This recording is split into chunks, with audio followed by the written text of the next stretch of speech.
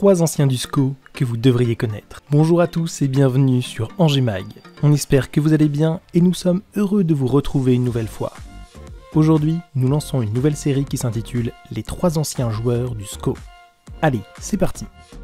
Natif d'Angers, Steve Savidan est le premier joueur dont nous allons vous parler.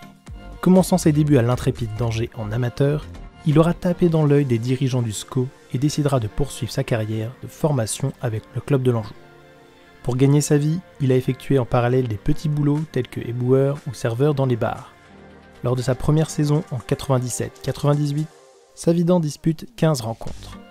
Mais durant la saison 1999-1998, il va se faire connaître aux yeux du public angevin. Alors que le SCO d'Angers jouait en national, il ponctue une saison stratosphérique avec 17 buts en 29 matchs. Le public angevin lui a donné un surnom, Savigol. À la fin de sa saison, plusieurs clubs ont suscité un intérêt pour s'acheter ses services, mais c'est la Berrichonne de Châteauroux qui arrive à le faire signer pour 4 ans. Cependant, il réalisera un total de 22 matchs très décevants. Par la suite, en l'an 2000, Ajaccio obtient un prêt de l'ex-Angevin pendant une saison où il n'a pas été très concluant une nouvelle fois. Ainsi, dans la saison 2001-2002, Steve Savidan signe son grand retour à Angers. Prêté par la Berrichonne pour seulement une saison. Il aura effectué 96% des matchs du SCO et plus précisément 38 matchs pour terminer avec 7 buts en une saison.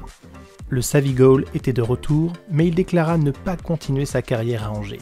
2 ans plus tard, il signe à Valenciennes où il explose. 153 matchs pour 63 buts en 4 ans. Suite à cela, il sera convoqué avec l'équipe de France en 2008. Aujourd'hui, le pur talent angevin est responsable des relations partenaires, activation, sponsoring et communication du Valenciennes FC. Pour le deuxième joueur que vous devriez connaître, il s'agit de Paul Aloho Efulu.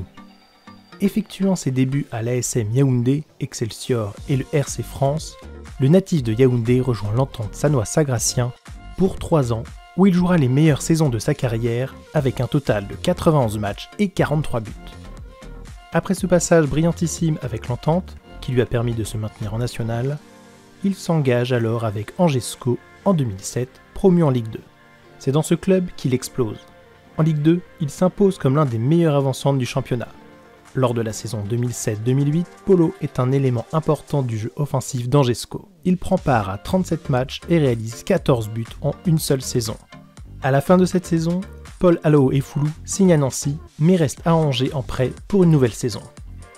En 2008-2009, il fascine tout le monde et clôture son incroyable dernière saison avec 13 buts et 12 passes décisives.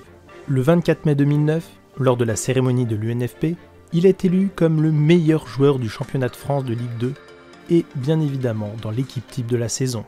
Il aura connu la saison suivante des matchs avec l'équipe du Cameroun, puis quitte définitivement le SCO pour rejoindre l'AS Nancy-Lorraine. Terminons par un entraîneur expérimenté, Jean-Louis Garcia.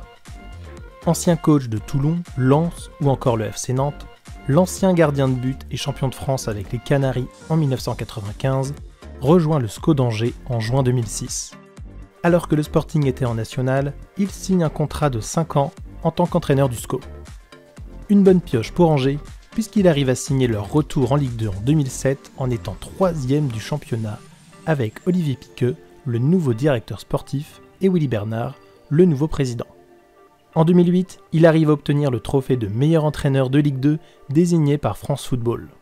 Saison après saison, il maintient Angers en Ligue 2 avant de prolonger son contrat jusqu'en 2012, mais quitte le club en 2011 pour s'en aller vers Lens. Il aura effectué un bilan de 62 victoires, 53 matchs nuls et 51 défaites avec le Sporting Club de l'Ouest. Un bon élément de l'équipe angevine avant de céder sa place à Stéphane Moulin. Et voilà, c'est la fin de cette nouvelle vidéo et de cette nouvelle série. On espère qu'elle vous aura plu.